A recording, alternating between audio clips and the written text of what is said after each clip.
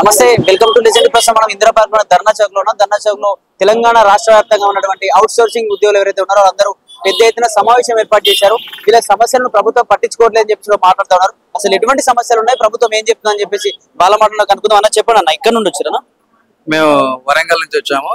వ్యవసాయ market security guard లో పనిచేస్తున్నాం. వ్యవసాయ మార్కెట్లలో పనిచేస్తున్నాం. 95 నుంచి గత 30 సంవత్సరాల కాడి నుంచి అవుట్ సోర్సింగ్ ఉద్యోగులుగా పనిచేస్తా ఉన్నాం. కానీ మాకు వేతనాలు మాత్రం చూసుకున్నప్పుడు 15,600 మాత్రమే ఇప్పుడు వస్తున్నాయి. మొదటి పిఆర్స్ లో 13,000 వచ్చే పిఆర్స్ దాని మీద 30% పెంచుతూ 15,600 మాత్రమే ఇచ్చారు. కానీ ఈ రోజు ధరలు చూసినప్పుడు అధిక ధరలు మాత్రం విపరీతంగా పెరుగుతూ ఉన్నాయి. వేతనాలు పెరగడం లేదు. కనీస వేతనం మాకు 26,000 ఇవ్వాలని చెప్పేసి డిమాండ్ చేస్తున్నాం. కాంగ్రెస్ ప్రభుత్వం వచ్చాక ప్రధానంగా అవుట్ సోర్సింగ్ ఉద్యోగులందరికీ కూడా కంటిన్యూషన్ ఆర్డర్ ఇవ్వకుండా తొలగిస్తా ఉంది. ఇప్పటికే చాలా డిపార్ట్మెంట్ లో తొలగించడం జరుగుతూ ఉంది. ఒక 3 నెలల నుంచి వేతనాలు కూడా ఇచ్చే 6వ వార వేతనాలు కూడా గత 3 నెలల కాడి నుంచి వేతనాలు ఇవ్వడం జరుగుతలేదు. ముఖ్యంగా వ్యవసాయ మార్కెట్ సెక్యూరిటీ గార్డులో చూసుకున్నప్పుడు ప్రతి సంవత్సరానికి ఒకసారి కంటిన్యూషన్ ఆర్డర్ ఇచ్చేది. కానీ ఈసారి ప్రతి నెలకు ఏ నెల కానేలా ఏప్రిల్ నుంచి ఏ నెల కానేలా ఆర్డర్ ఇవ్వడం వల్ల ఇబ్బంది జరుగుతూ ఉంది. ఉద్యోగ భద్రతకు ప్రమాదం ఏర్పడతా ఉంది. ఉద్యోగాలు తొలగించే ప్రమాదం ఏర్పడతా ఉంది. కాబట్టి అట్లా కాకుండా కంటిన్యూషన్ ఆర్డర్ ఒకేసారి ఇవ్వాలని చెప్పేసి డిమాండ్ చేస్తాను. ప్రధానంగా కనీస వేతనం 26,000 ఇవ్వాలని చెప్పేసి కూడా ఈ రోజు ప్రభుత్వాన్ని డిమాండ్ చేస్తాను. తొలగించిన ఉద్యోగులందరినీ కూడా విధుల్లోకి తీసుకోవాలి, కనీస వేతనం పెంచాలని చెప్పేసి కూడా ఈరోజు అవుట్ సోర్సింగ్ ఫెడరేషన్ ఆధ్వర్యంలో ఈ ధర్నా కార్యక్రమంలో పాల్గొన్నారు. తీసేయాల్సి వచ్చింది, ఎంతమంది తీసేసారు, ఎందుకు తీసేయాల్సి వచ్చింది? ఇప్పుడు ఇప్పటికే చాలా డిపార్ట్మెంట్లు తీసేస్తున్నాను వస్తుంది. ఇప్పుడు రెవెన్యూ డిపార్ట్మెంట్ తీసేస్తున్నాను వస్తుంది, మున్సిపల్ డిపార్ట్మెంట్ వస్తుంది, తర్వాత ఎడ్యుకేషన్ డిపార్ట్మెంట్ తీసేస్తున్నా వస్తుంది. ఎందుకు తీసేస్తున్నా అర్థం కావట్లేదు. ఈ రోజు ప్రధానంగా మేము తెలంగాణ వచ్చే దాంట్లో తెలంగాణ ఉద్యమంలో ముందు బాగానే ఉండి ఈరోజు పోరాడి తెలంగాణ సాధించుకున్నాం. అదే కాకుండా ఇప్పుడు ఈ ప్రభుత్వంలో కూడా మొత్తం అన్ని డిపార్ట్మెంట్లలో అవుట్ సోర్సింగ్ ఉద్యోగులు పనిచేయని డిపార్ట్మెంట్ అనేది లేదు. అవుట్ సోర్సింగ్ ఉద్యోగి వచ్చి కంప్యూటర్ మీద ఆపరేట్ చేస్తేనే ఈ రోజు ఏ జీవో అయినా ఏ సర్టిఫికేట్ అయినా వస్తుంది. కాబట్టి అవుట్ సోర్సింగ్ ఉద్యోగులను కాంగ్రెస్ ప్రభుత్వం నిర్లక్ష్యం చేస్తుంది.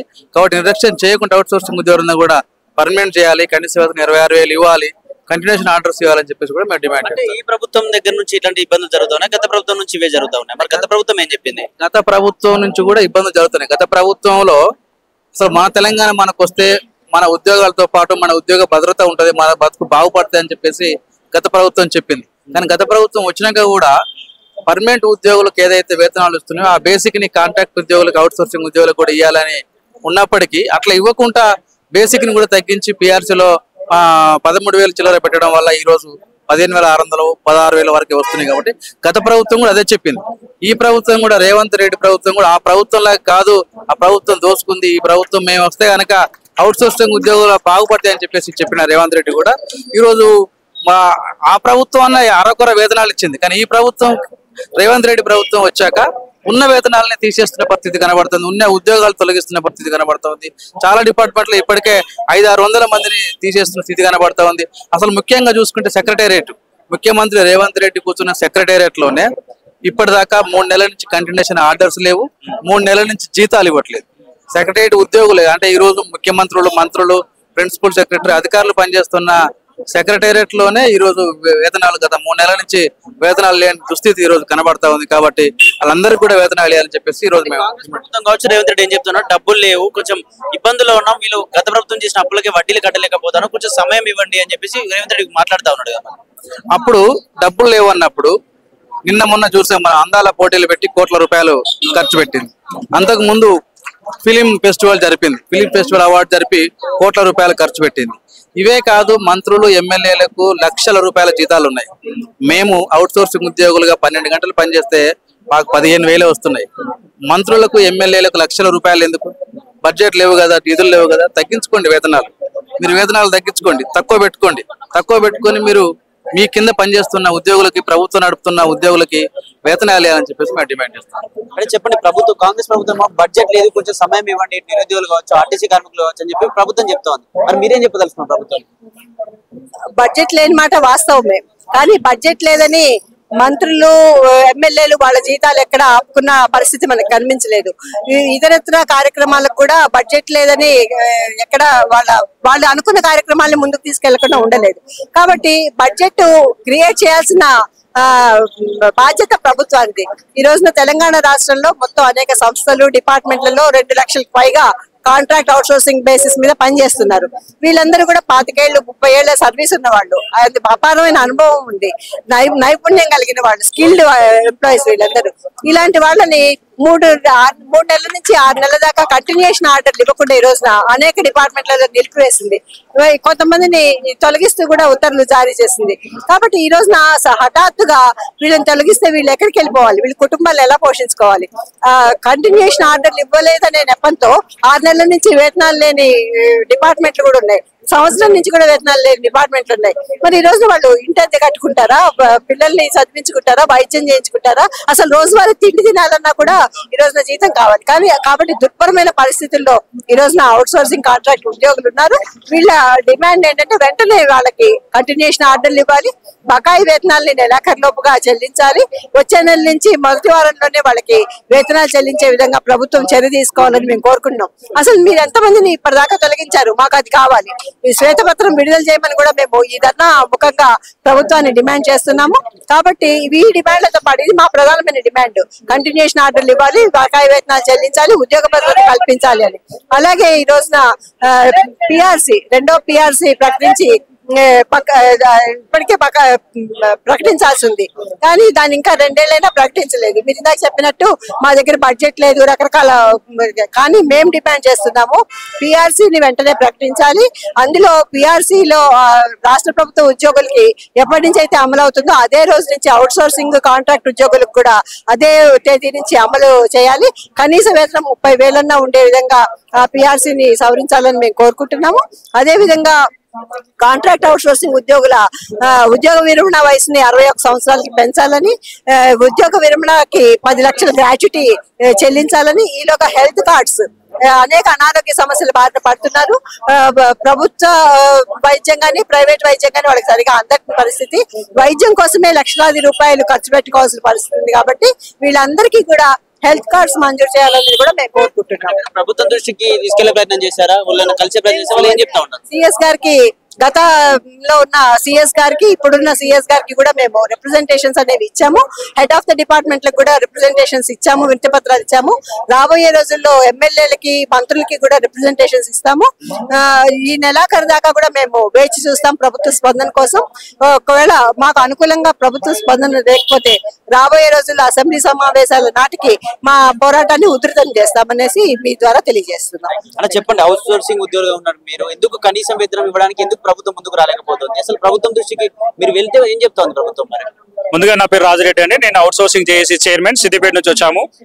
ప్రభుత్వ శాఖలు, ప్రభుత్వ రంగ సంస్థలు, కార్పొరేషన్లలో పనిచేస్తున్న 2 లక్షల అవుట్ సోర్సింగ్ ఉద్యోగులు రాష్ట్ర వ్యాప్తంగా పనిచేస్తా ఉన్నారు. చాలా మంది ఉద్యోగులని, అవుట్ సోర్సింగ్ ఉద్యోగులని ప్రభుత్వం తీసివేయడం జరిగింది. దానికి ప్రధాన కారణం ఏంటి అంటే ప్రభుత్వం యొక్క భారం, ఆర్థిక భారం పడుతున్న ఒక నెపంతో మాత్రమే తీసివేయబడుతున్నా ఉన్నారు. దానికి ప్రధాన కారణం ఏంటంటే ఏజెన్సీలు అనేటివి ఇష్టారాజ్యంగా బానిసత్వంతో మేము కొట్టుమిట్టాడుతూ ఉన్నాం, శ్రమ దోపిడీ జరుగుతూ ఉంది. ఈ ఏజెన్సీలు అనేటివి ఈఎస్ఐ కానీ పిఎఫ్ కానీ సరైన సమయంలో కట్టకపోవడం వల్ల, మాకు ఉద్యోగ భద్రత లేకపోవడం వల్ల ప్రభుత్వాలు అనేటివి ఏజెన్సీలకు మాత్రమే కొమ్ము కాస్తూ ఉన్నాయి. ప్రభుత్వాలు ఏజెన్సీ వ్యవస్థను తీసేసి మాకు జీతాలను రెగ్యులర్ గా ఇస్తే ప్రభుత్వం మీద 1,000 కోట్ల ఆర్థిక భారం తగ్గుతుందని చెప్పి మేము చాలా సార్లు, చాలా మంత్రులు కానీ ముఖ్యమంత్రి గారి దృష్టికి పోయే విధంగా కూడా చాలా ప్రయత్నాలు చేసాం, వినతి పత్రాలు ఇచ్చాం. ఇదే వేదికగా సెప్టెంబర్ 12, 2024 రోజున ఇంద్రపాదిక వేదిక కూడా ఇంతకుముందుకే ఇక్కడ contract out sourcing employees federation ఆధ్వర్యంలో మేము ధర్నాకు పాల్గొనడం జరిగింది. మా డిమాండ్ మేము గట్టిగా వినిపించినాం. ఇవాళ కూడా మా వాడిని వినిపిస్తున్నాం. గౌరవ ముఖ్యమంత్రి గారు ప్రజాపాలనలో అవుట్ సోర్సింగ్ ఉద్యోగుల్ని ఖచ్చితంగా ఆదుకుంటారని మాకు ఒక భరోసా అయితే దొరుకుతుందని ఒక ఆలోచనకు వచ్చాం. గత ప్రభుత్వం నుంచి ఇదే ఇబ్బంది జరుగుతుందా, లేకపోతే ఈ ప్రభుత్వం వచ్చి నుంచి ఇట్లాంటి ఇబ్బంది జరుగుతుందా? గత ప్రభుత్వము అవుట్ సోర్సింగ్ వ్యవస్థనే ఉండదు అని చెప్పింది, లాస్ట్ కు ప్రభుత్వమే లేకుండా పోయింది. ఇవాళ కొత్త ప్రభుత్వం వచ్చింది. కొత్త ప్రభుత్వం వచ్చినా కూడా కొత్త సీసాలో పాత మంది అనేలాగా మాత్రమే ఉంది, కానీ ఎక్కడ మాకు న్యాయం జరగలేదు. పాత ప్రభుత్వము కొత్త ప్రభుత్వం అనే తేడా ఏం లేకుండా పోయింది. 2 ప్రభుత్వాలు దొందే అనే విధంగా వ్యవహరిస్తున్నాయి. ఇప్పటికైనా ప్రజాప్రభుత్వం రెగ్యులర్ ఉద్యోగం మాదిరిగానే మాకు ఒక సబ్ కమిటీ వేసి అవుట్ సోర్సింగ్ ఉద్యోగుల యొక్క బాధలను తెలుసుకోవడానికి, మా ఆవేదన అర్థం చేసుకుని మాకు ఉద్యోగ భద్రత కల్పిస్తుందని బలంగా విశ్వసిస్తాం. నిజంగా మీకు న్యాయం జరగకపోతే, ప్రభుత్వం మీ తరఫున మాట్లాడకపోతే నెక్స్ట్ కార్యాచరణ ఎలాడబోతుంది? మరి మేము శాంతియుత మార్గంలోనే మా ఉద్యమాల్ని, మా ఆకాంక్షని మేము ప్రభుత్వానికి చేరవేస్తా ఉన్నాం. భవిష్యత్తులో జరిగే ఉద్యమాలు ఏంటి అంటే, తెలంగాణ ఉద్యమం 12 ఏళ్ళు జరిగితేనే తెలంగాణ వచ్చింది. ప్రత్యేక రాష్ట్ర కోసము, ఆకాంక్ష కోసం వంట వార్పు చేసినాం, సాగరహారం చేసినాము, ఎట్లాంటి పనులైనా చేయడానికి మేము సిద్ధంగా పడ్డాం. అదే విధంగా తెలంగాణలో మరొక ఉద్యమం జరుగుతుందంటే అవుట్ సోర్సింగ్ ఉద్యమమే అని చెప్పేసి మేము బలంగా చెప్తా ఉన్నాం. ఖచ్చితంగా ఉద్యమం అనేది నడుస్తుంది బలంగా. మా ఉద్యమాన్ని మేము ఇంకా బలోపేతం చేస్తాం.